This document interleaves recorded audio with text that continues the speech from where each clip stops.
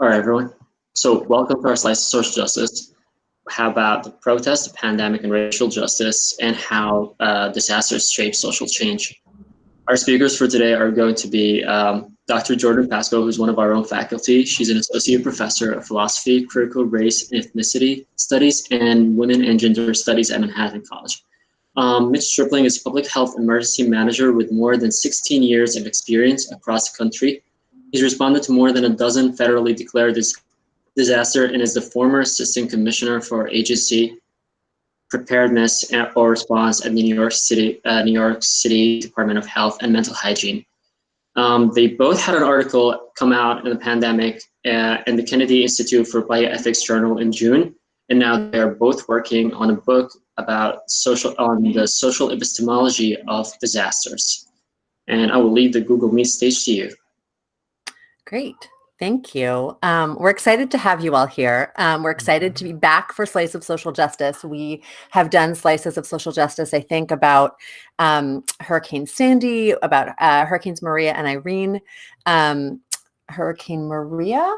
They all run together. They all run together. We're not sure. We can't tell the hurricanes apart anymore. It's hard. So anyway, we're excited to be back. We want to acknowledge up front that covering this pandemic and the protests in an hour is a lot. So we're going to do a little bit of a gloss here in order to have some time for questions, so we can hopefully open it up for a discussion.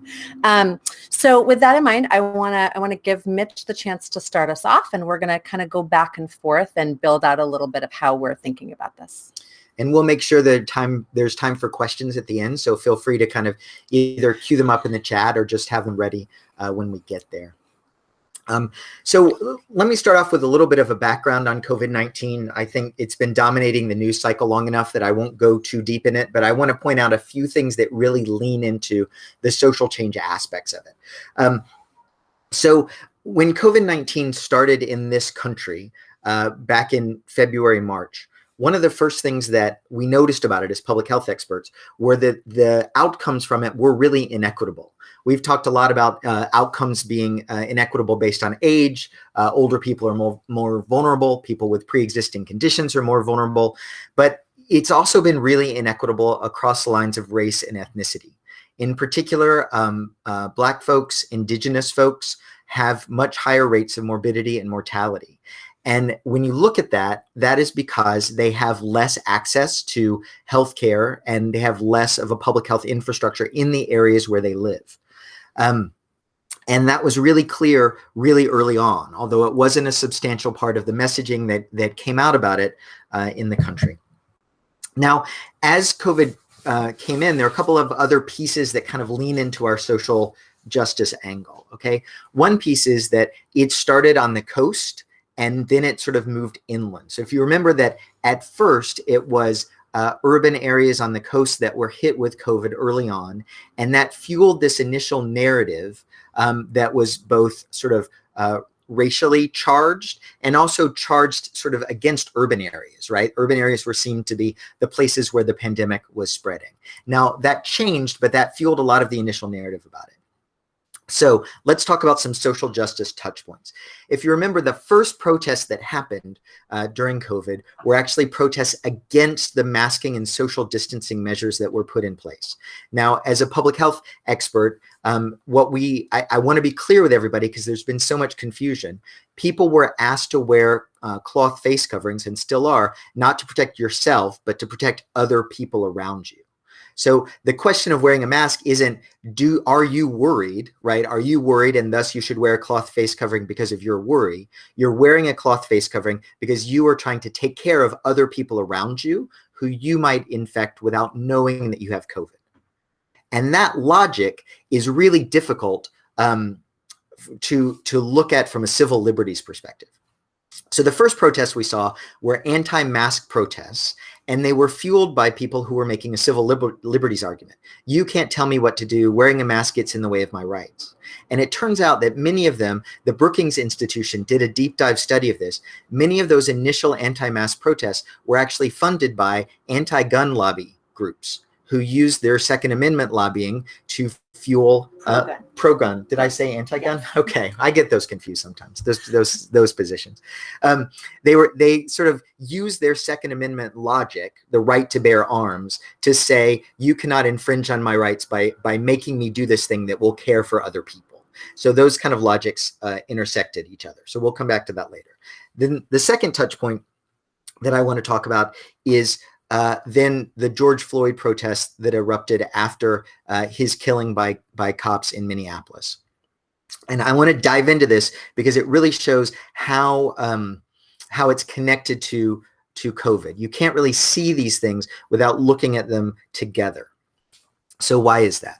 So by May, you have a population that has been in isolation for an extended period of time under social distancing efforts that can't socialize, and you have a growing polarization in the country because of these kind of anti-mask protests. You have to layer on top of that the inequitable outcomes in morbidity and mortality. By that point in May, the death rate in the African-American population was at a level of about 1 every 1,500 Black folks in the country had died from COVID. It's an astounding statistic. If you look at by the end of this year, it could be 1 out of 1,000. That death rate is so much higher than the death rate in the white population that it's sometimes unbelievable. The rate is something like 400% as high, and it's even higher in indigenous populations. So that fueled this incredible tension about the sort of racial disparities in the COVID response. And all of that tension was sort of there and waiting. So when the killing of George Floyd happened, yes, it certainly built on a legacy of protests against unfair treatment by police that had been growing since Ferguson and before that, but it was also infected by this energy from the pandemic response itself. And that helped to make it a rapid global phenomenon. So I want to note 2 things that happened in those early days in Minneapolis in particular, after the killing of George Floyd and the protests that erupted after the body cam footage came out. Number 1 was that the logic of the protests themselves were generally in line with the logic of the public health response. That is, we can talk a lot about what happened at the fringes of those protests, but by and large, the protests were good on social distancing. They were good on mask usage. They were good on hand sanitizers. The protests were done by people who were protesting in spite of their fear of COVID. Oftentimes people who had had loved ones who had gotten really sick and died. There have been public health studies that have shown that the more affected you were by COVID, the more likely you were to protest. And also that, and we have really good epi data on this. I know there's been a lot of conflicting stuff in the news, but epidemiologically, there were no COVID spikes based on the protests because they were outdoors, and they had good infection control practices.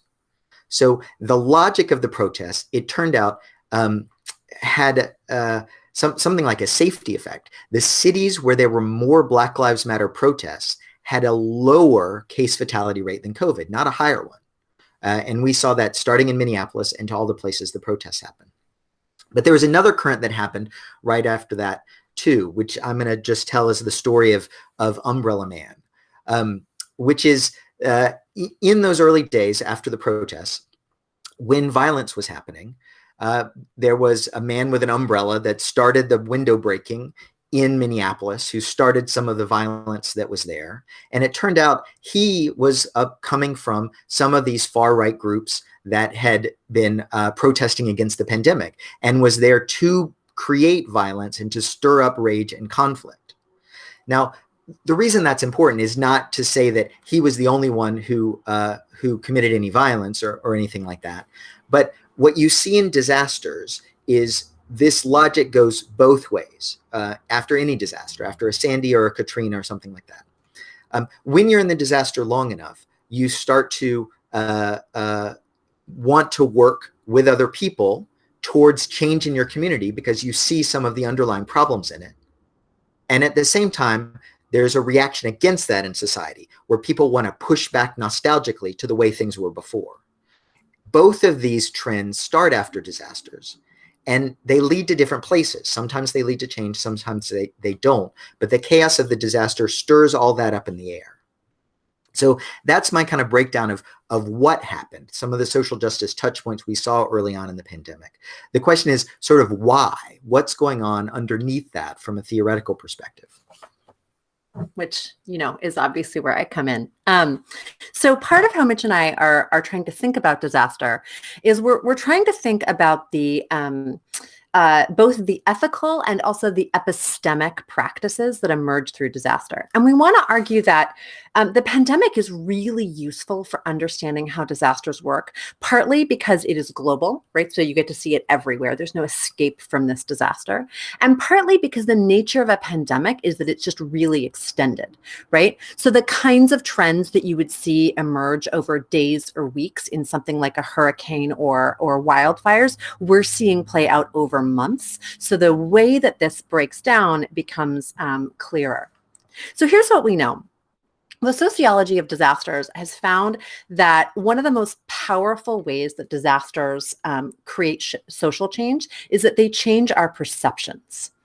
Right? They make us more aware of our vulnerability. They make us more aware of our interconnectedness with each other. And they therefore orient us towards wanting to act in community with others. Disaster psychologists have found that there's something like a crowd psychology that happens after disaster, where people understand their own survival as hinging on the survival of others, right? And so they start wanting to act together, right? And think together and work together. And it's worth noting that this story about the way that we think of ourselves as interconnected in disasters runs against many of our kind of dominant beliefs about the ethics of disasters, right? These kind of mainstream stories, everyone's in a Hobbesian state of nature, just out for themselves, you know what I mean, looting and fighting and so on and so forth. The sociology suggests the opposite is true. People tend to come together and create emergent communities to solve problems, to help one another survive, and to build community networks to survive disasters. Now, the issue is, right, that in most disasters, this doesn't last very long. It doesn't last very long for a whole bunch of reasons. Partly there's compassion fatigue. And partly it's because when the official response starts up, when the state comes in and starts deploying FEMA stuff, right, people get frustrated by the ways that that's disrupting their community networks. They get tired. They get frustrated by the failures of the response, and they go home, right? Now, this is also complicated, right? So the other piece of this we've got to add on is that in a disaster like a wildfire or a hurricane, part of what happens is the disaster hits and everyone is evacuating. Everyone's running out of their homes. They're forming emergent communities of solidarity in real space, in real time, right? But in a pandemic, this is frustrated. Right? In a pandemic, we have this urge to want to be together while we are asked continuously to stay apart. Right? We have this desire to work together while we are asked to isolate from even the people closest to us. And so part of our argument is that the pandemic has two significant impacts immediately on disaster survivors, right? And all of us here are disaster survivors. The first one is that we have this moral frustration. We want to stand together. We want to help each other, and we can't. And we have a real distress about that, right? So there's an urge to stand together that's frustrated by the nature of the pandemic. The second is that our perceptions shifted, right? All of the racialized impacts that Mitch described, all of the ways that our institutions and political structures failed us across the board, created a collective perceptual awareness, right? A new awareness of the weaknesses of our institutions, the brittleness of our institutions, the ways in which our institutions don't actually work for us, which makes visible to us the ways that they don't work for others. Right? And so all of this is to say, right, all of this is mapping why it might be that people were ready, when the George Floyd video went viral, why there was this kind of cumulative global action in response. Part of it is this perceptual shift, which we'll talk more about. And part of this is this moral frustration because of the urge to solidarity that happens in all disasters, but is frustrated by the nature of the pandemic. Now, I think it's also important to note, and Mitch laid this out really nicely, that the politics of the pandemic, right? The anti-mask protests, the George Floyd protests, the narratives about the dangers of, the urban centers on the coasts versus what's happening in the center of the country. All of that is mapping onto existent political stories, existent perceptual practices, and existent kind of like moral assumptions that we make about the world, right? So, for example, if you look at the geography of places that have been very happy to wear masks, no one's happy to wear a mask, except for possibly Connor with his awesome masks that we saw earlier, right? But places that are resistant to mask wearing, places that are pro-mask wearing, one of the things you'll notice is that they basically track gun laws. Right? Places with high gun control laws tend to be more willing to wear masks. Places with conceal and carry laws tend to be places where there are fewer mask ordinances. And part of this is about the already existent moral practices on the ground, right? If you live in a place where people are allowed to carry weapons on their person, you live in a place where people are allowed to pose risks to one another in public spaces. Right? You live in a place where everyone assumes that those risks are worth bearing in the name of your civil liberties. And so therefore, wearing masks would violate your assumption about the priority of civil liberties. And likewise, if you live in a place, like New York City with very, very strong gun laws, we tend to think that it's not okay to pose those kinds of risks to one another in public. And so wearing masks tracks those beliefs. Right. So you've got two things, right? You've got that you've got the moral assumptions, right? The moral frameworks in place in different communities. And then on top of that, you've got these perceptual shifts as the disaster unfolds. Okay.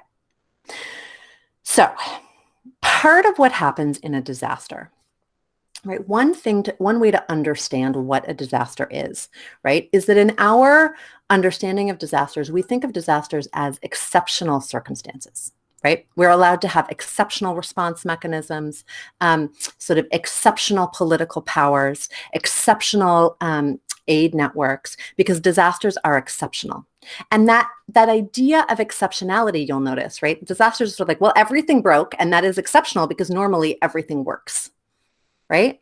So notice that calling a disaster exceptional is simultaneously a claim that everything works in normal times, right?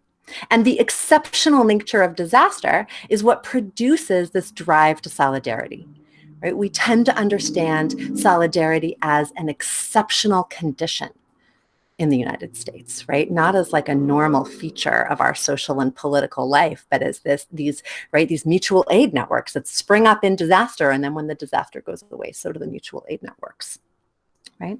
But if you live in a community in which every day is a disaster, in which none of the institutions that are supposed to function do, in which the disaster is in a certain sense unexceptional because the institutions that the disaster breaks are already broken, then your perception of what a disaster might be are very, very different, right?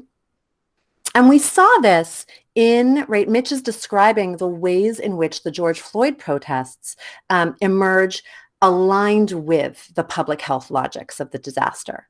Right? In many ways, the George Floyd protests were wholly prepared to operate both as a kind of localized disaster response, right? A lot of the protests had COVID testing. They had people handing out masks before that was happening widely elsewhere. They had people handing out carefully bagged up food and water in order to protect people while also feeding them, while also supporting them. right? And this is because, right, the local community organizations who shaped those protests, right, the Movement for Black Lives organizations, Blackout Collective, the organizations on the ground in Minneapolis, in Seattle, in New York, in Portland, all over the country, are well practiced in this question of how to survive institutional failures, which on some level is what a disaster is, because those institutional failures mark their everyday experience, right? So communities shaped by this unrelenting disaster of the everyday tend to push beyond the kind of emergent forms of solidarity that we see in disasters, right? So solidarity here isn't just the solidarity of survival. It isn't just the solidarity of having a shared identity within the disaster or shared interests in surviving the disaster, in recovering from the disaster, in responding to the disaster. Communities shaped by everyday disaster tend to develop practices of what the philosopher Alexis Shotwell has called aspirational solidarity. So aspirational solidarity is a form of solidarity that assumes that the current world in which we live is not working for us, and that the work of solidarity is to envision and birth a new world.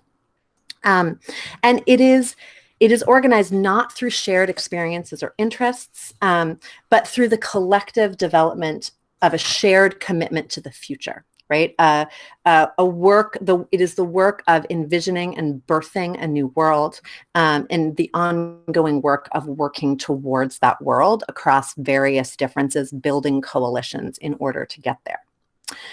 It maps the normal order of things as already untenable and apocalyptic.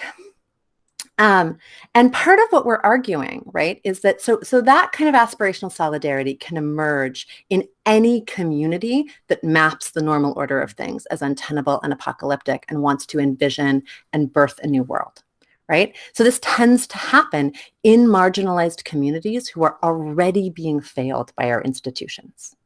Here's what happens in the disaster.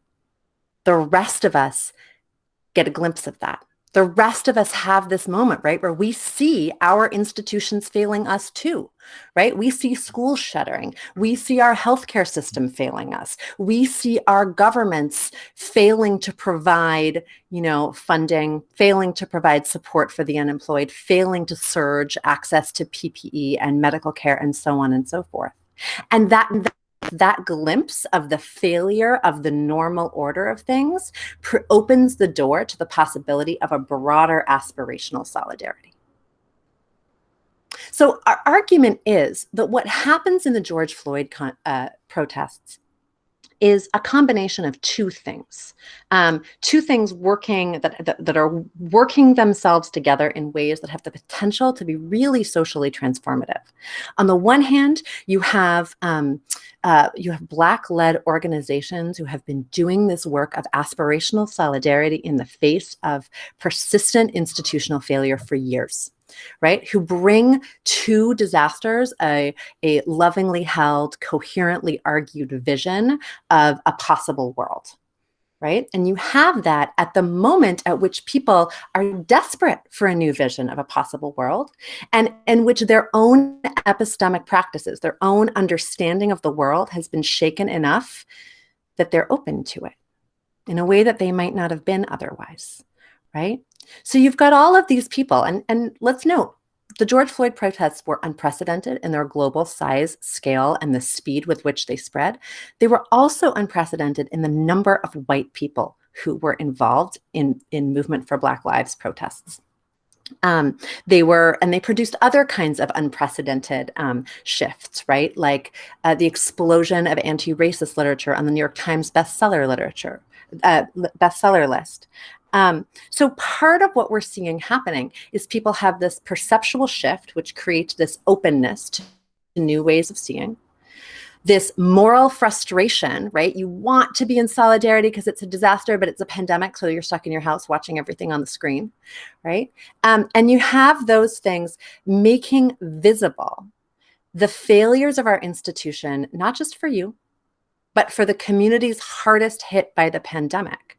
And this produces an ability to see, and in fact, an ability to know in new ways, right?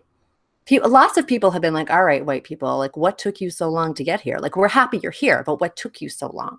Right. And so part of what Mitch and I really want to draw out here is the way in which the pandemic produces the possibility of this kind of perceptual shift and can therefore build these coalitions of aspirational solidarity. So now I have to be the downer. So uniquely, United States disaster response and recovery frameworks are designed to work against this idea of aspirational solidarity. My first job in public health disaster response was after Hurricane Charlie in Florida in 2004, and the job was to shut down communal food establishments. So after the hurricane, people had come together to share food with each other because their refrigerators weren't working, and there were these big parties where people were sharing and helping people get food. And my disaster response team shut them down for food safety reasons. But also by doing that, we kind of shut down this communal solidarity that Jordan's talking about. And that is built into the United States disaster response frameworks in unique ways. Other countries have disaster response frameworks that are built on a universal human rights and responsibility framework that sort of say, okay, after a disaster, we need to make sure everybody gets to this level, right? Everybody's okay, they have what they need. And ours aren't. Ours are based on, we will recover you to where you were before the disaster. And you can see how those things are different. Other countries in the United Nations, you can have laid out frameworks which attempt to use the solidarity that comes in disasters towards raising the general equity of the society, right? But in the United States, our disaster recovery frameworks are built towards establishing whatever was in place before and getting us back to that level. And interestingly, this is built into the social safety net of the country as well. Michelle Dauber, who's a political historian, traced the New Deal, which started a lot of what we know of as the welfare state today. In other countries, in Europe and other places like that, their welfare states were based on this idea of making sure everyone had a certain level of access to these goods.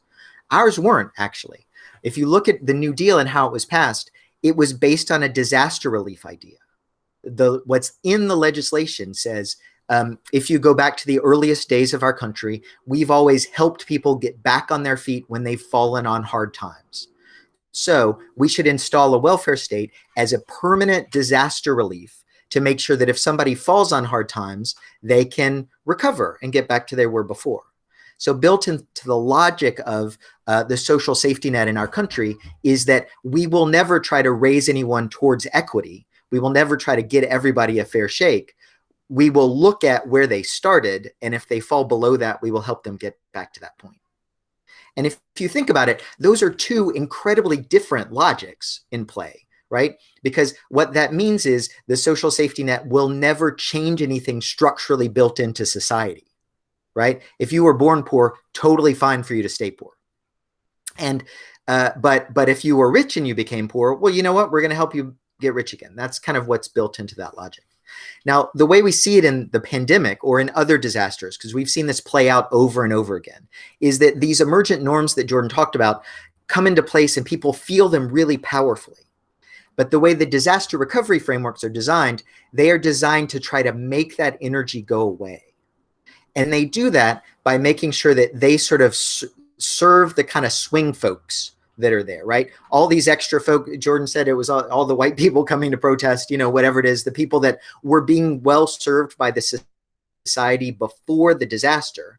The disaster recovery frameworks are there to make sure they feel well served again, and to kind of draw off their solidarity, right? The pitch is, listen, I'm going to give you your FEMA money to restore your house.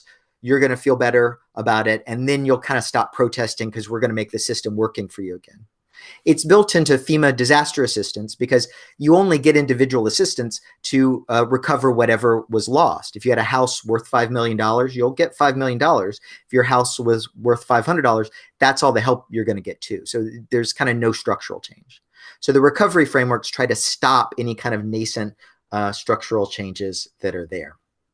And what that means is that in a disaster, we usually see more conservative leadership than we saw before. Conservative just in the old school ways. We see people standing up and trying to lead in aggressive militaristic ways, because what the logic of the disaster is, let's go old school. Let's get things back the way they were before. And so that leads towards these kind of strong-armed authoritarian tendencies in disaster response. And that's true in any administration. Anybody that's running a disaster response from an institutional perspective always goes more aggressive and militaristic, and they start using battle metaphors.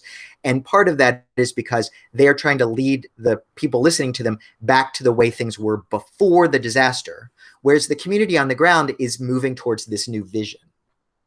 And you see that in a couple ways. Looting is a good example. Looting and violence. After every disaster, there is this story of massive looting and massive violence. We saw it after Hurricane Katrina, for example. There were all these stories after Katrina about looting and violence that were happening. When you looked at it a couple of years later, the victims of the disaster had not generally looted, and the violence was really by people that were saying that they were defending their homes, and it turned out they were just murdering a lot of Black folks who were victims of the disaster. Like, that's what you get a couple of years after. But at the time, the narrative is, well, these survivors, there's this often racialized thing where the victims are going all savage, right? This state of nature thing that's happening. And that's not true. But what that is this nostalgic disaster response, a racialized disaster patriarchy leadership trying to kind of grab the disaster response and move it back to the past. So the thing I want to leave you with is there's this it's almost like a conceptual war that happens between the aspirational solidarity that Jordan is laying out, how we all kind of come together and move towards the future, and the recovery frameworks that are trying to kind of yank us back into the past before the pandemic happened.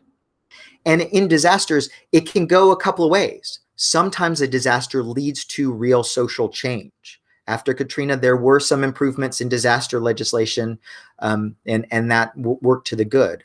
Other times, the disaster response reinforces those inequities that were there before and kind of hardens them and makes them worse.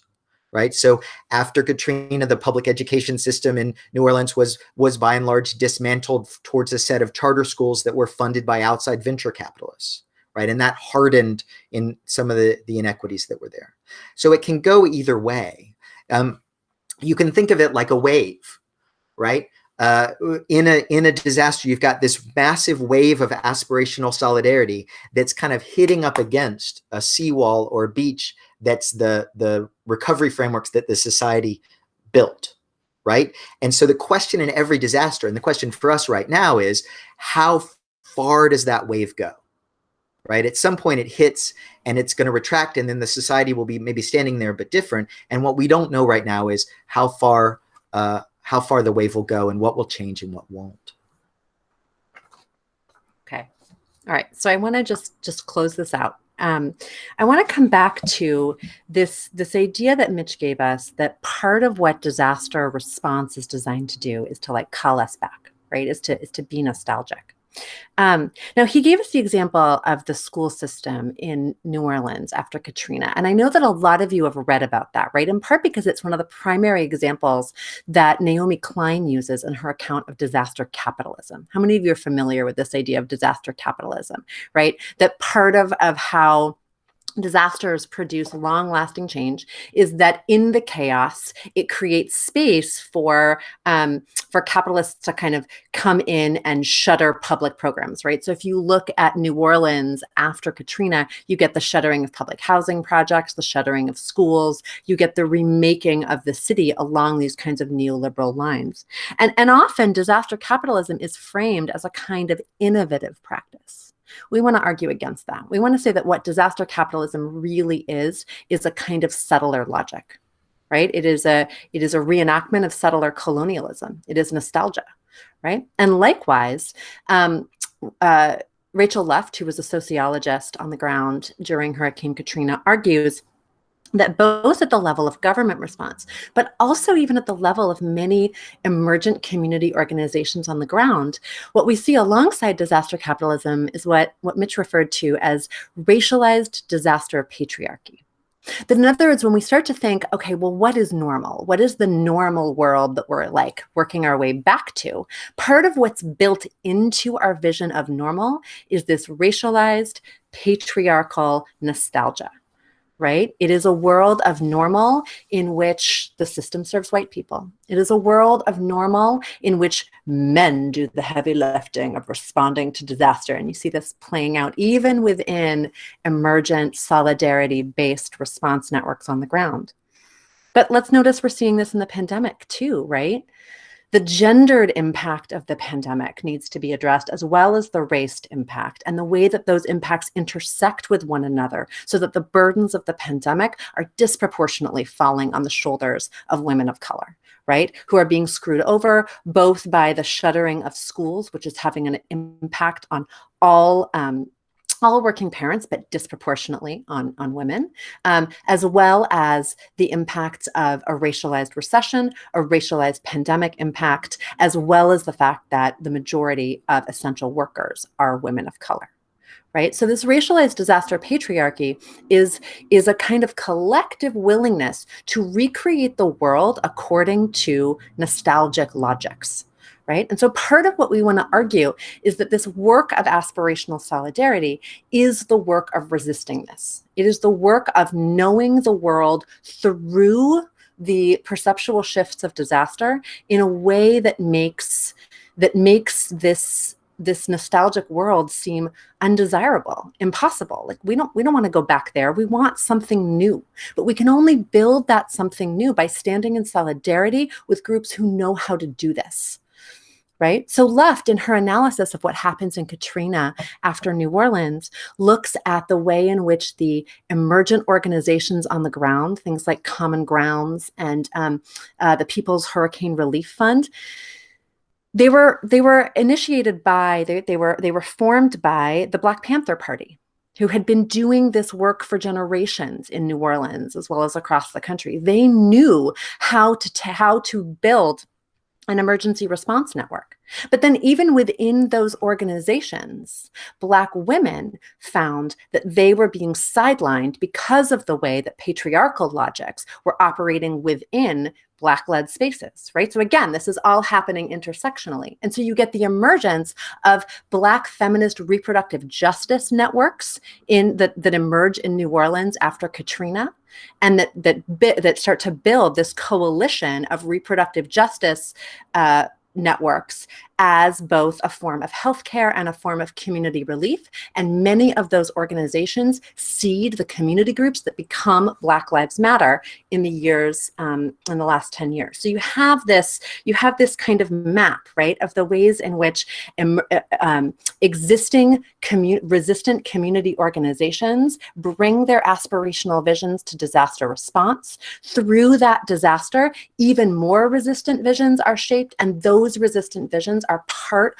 of what seed and shape the community organizations that will be ready on the ground when the next disaster hits, right?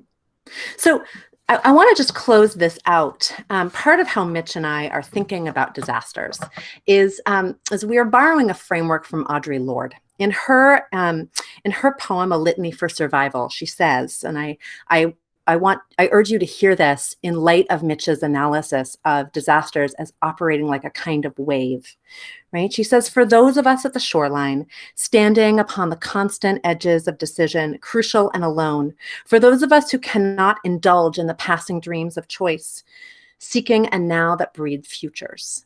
And so the question that Mitch and I are trying to ask about disasters through this sort of social, political, and also epistemological analysis is how do we understand disasters as this now that breeds futures, right? And now that has the potential to bring new worlds, new ways of being into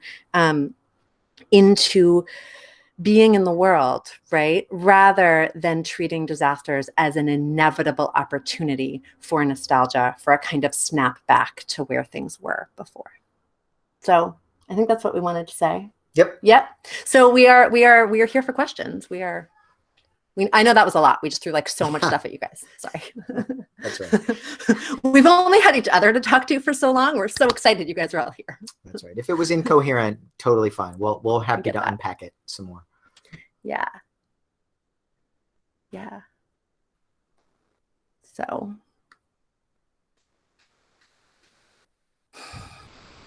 Okay, Robbie's got a question about gun funding.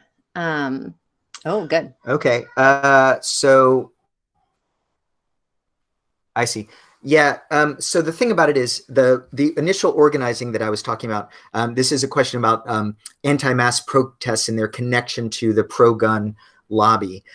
Were by a set of gun rights groups who were really critical of the NRA. So they're like to the right of the NRA and feel like the NRA is too much of too reasonable, right?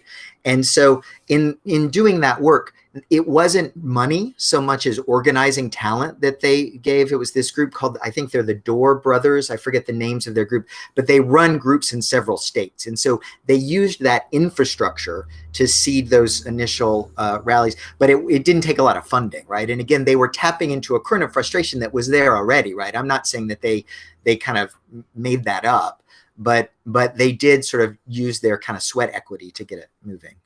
I don't know if that helped, but I will note that one thing that's happened in the last 4 years and happened in the pandemic was that we've actually seen an increase in gun buying in more liberal states. So during the last 4 years of the Obama administration, gun buying in more conservative states went up sharply. During the pandemic, it's actually been your Maine, Massachusetts, Vermont, New Hampshire, like places like that, that have been seeing increased weaponization. Yeah, and most of them first-time gun buyers. There seemed to have been a massive rise in first-time gun buyers since the beginning of the pandemic, which happens a little bit in every disaster, but the pandemic's been going on a while, so people have had time to go get their gun on. Yeah.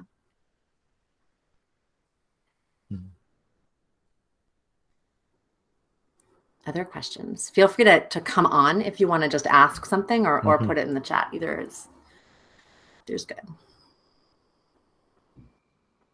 Hi, my name's Jocelyn. I'm a staff writer for the student-run newspaper, and I'm actually covering this for our newspaper, so I hope you don't mind that I've been recording. I can't wait to highlight this wonderful lecture for our student body. I was wondering if I could virtually take a picture of you two together so we could use it for the paper. Sure. Thank you. It's not awkward. Awesome. Thank you so much. Yeah, of course. Thank you for covering it. Yeah. I guess. Good. What? Yeah, Ashley's question about blurring lines and disrupting binaries. Yes, absolutely. In fact, in the full version of this argument, Mitch and my argument is much more triadic than binaristic. We had to simplify it for what we're doing here a little bit.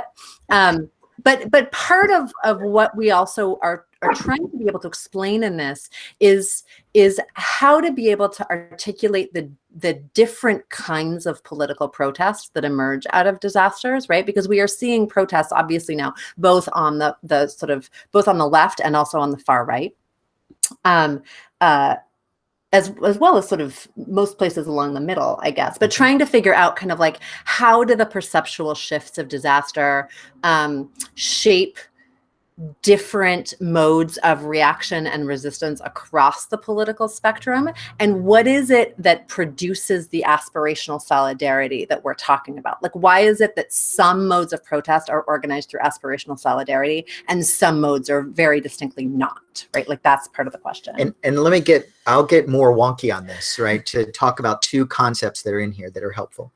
In a disaster, the perceptual shift that Jordan was talking about, right? Suddenly your eyes are open. We are calling a phenomenon called natality. There's this point after disaster when, because your perception is shifted, there are kind of new births of ideas that you're open to that you weren't before. But that's amoral, right? It's not connected to any kind of political or belief system. There's just an openness because the world has changed. So you're very vulnerable to then what you're exposed to during that time.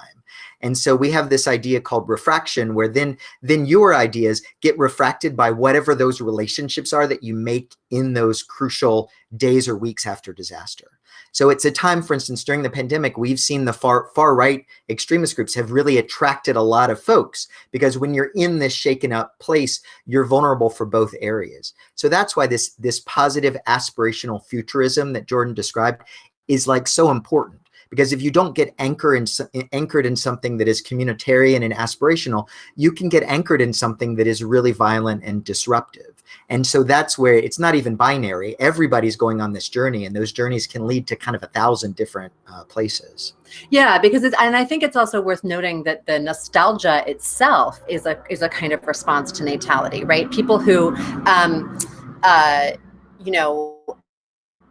would not necessarily have thought of themselves as really committed to the established order of things can actually become more committed to the established institutional order through that openness of disaster, right? So it's sort of like this phenomenon where everybody gets shaken up so much, right? Like all of the structures that you depend on fall away. And so all of the assumptions that shape your world get challenged. And so the question is like, what new knowledges do you produce through that? And part of what Mitch and I are also trying to track is like, what epistemic practices and habits, like what kind of a knower were you coming into the disaster, and how does that impact your experience of natality?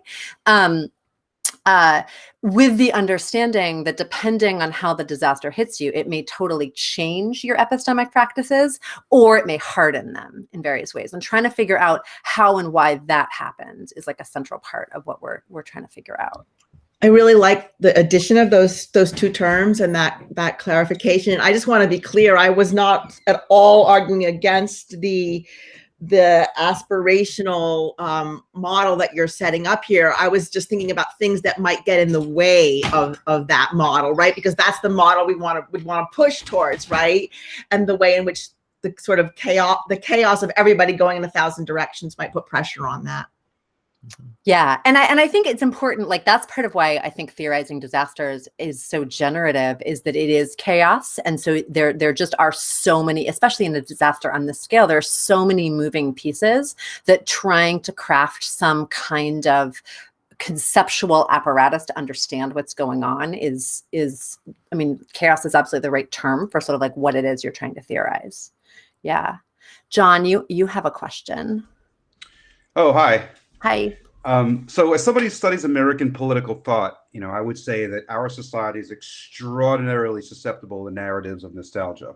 I would say, we're not the only society, but we very strongly seem to respond to this, right, historically. So I guess one of the things I'm wondering about is how much your analysis you feel is meant to fit into the sort of contours of American political culture, and how much you feel that it's sort of a more universal argument about the concepts that you've laid out more broadly. Here, let me take this one. So, the Michelle Dauber's Sympathetic State is a really good historical treatment of disaster relief legislation in the country and how that led into the New Deal stuff that I was mentioning before. And so this thing about having an idealized past where everybody was this kind of band of brothers who are all farmer patriots, and we're going to lift you up if you get knocked down, and anybody that we think is outside that circle has no meaning. Like that's a very American exceptionalist kind of thing. And so the initial grounding of nostalgia, I think, is very American. the thing about it is that what we see in other places is this settler colonialism argument, where other places that are colonial powers have similar ideas and stratifications of what's happening. So I think it's globalized in that way. But the other thing is, in the last 50 years, the United States has really exported its model of disaster response. So whereas a lot of people had more communitarian models, now FEMA is a global best practice and people are copying the logics that we use. So you can see in places like Australia or the UK, or even in Eastern Europe and parts of Africa, people are moving towards this kind of FEMA recovery model, and they're moving away from a more sort of humanitarian, human rights and responsibility-based model. Yeah, and the thing I want to add to that is that you know, part of what Mitch and I are arguing is that when a disaster happens and all of your perceptions are up in the air, one of the things we need most emergently is sort of like a narrative to hang everything on, right? And the dominant American disaster imaginary, which is the term that Mitch and I are using for this, is sort of the state of nature social contract imaginary, right? Because that is our foundational imaginary. So if you look at the way in which we tell stories of disasters in, you know, action movies and other kinds of cultural products, we have this kind of like, you know, we tell disaster stories because it allows us to have like the lone hero charging through this urban state of nature, you know, kind of like, you know, like, and that's a deeply American story. Like there's a way that disasters have become the way that we replay our founding narrative, right? Like disaster stories are our new like cowboys and Indians stories, right? And so part of what we're interested in is how the kind of foundational imaginary is part of what's shaping our understanding of what a disaster is. And you'll notice that embedded in that is that part of what disaster response becomes then is like, you know, a call for like a new social contract, which we've seen across you know, all kinds of mediums in the pandemic, right? That the pandemic calls for a new social contract, and it's explicitly using this foundational narrative. So I think that when Mitch says the American logics of disaster are they have particular uptake in other settler colonial states, you know, part of that is because of this like this origin story, right? This state of nature origin story. But through our practices of culturally imagining disasters, through action movies, TV, other things like that, we are exporting that narrative culturally. So we are giving other places with different foundational narratives, sort of our conception, our cultural conception of disaster to hang the emergent experience of disaster onto, if that makes sense. So I do think that it is a product of American exceptionalism, but it is also now a kind of American export, and is reshaping what we take disasters to be around the world. And I will just add to that. I mean, for those of you that are interested, part of our project is also, you know, if the dominant disaster imaginary is this like state of nature thing, part of what we're looking for are sort of what are the alternative disaster imaginaries that are emerging. And so, for example, Octavia Butler's book, Parable of the Sower, is newly on the New York Times bestseller list. And that is a kind of alternate disaster imaginary that we are being offered, right? And it is part of what's been called maroon logics, or marronage, as Neil Roberts has put it, right? Which is grounded in the story of kind of slaves escaping slavery and forming emergent communities of survival. And we're arguing that is a different logic of the state of nature, right? A different story that you can tell that might give us a different way of making sense of what disaster is. And so this question of like, what are the imaginaries that we surround ourselves with that become our first tools that we pick up when the disaster happens to make sense of what it is? And so I think that you know, Butler's book gaining this kind of notoriety is in part because people are desperately seeking, right? We're seeking this now that breeds futures. We're seeking new ways of imagining what a disaster is.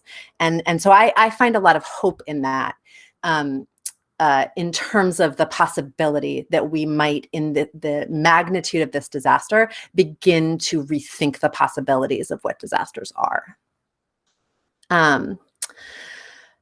Marshall, yes, I'm so glad you used the word ecosystem in your Right. question. That is central to what we're doing. A huge part of our project is thinking about disasters as shaping epistemic ecosystems.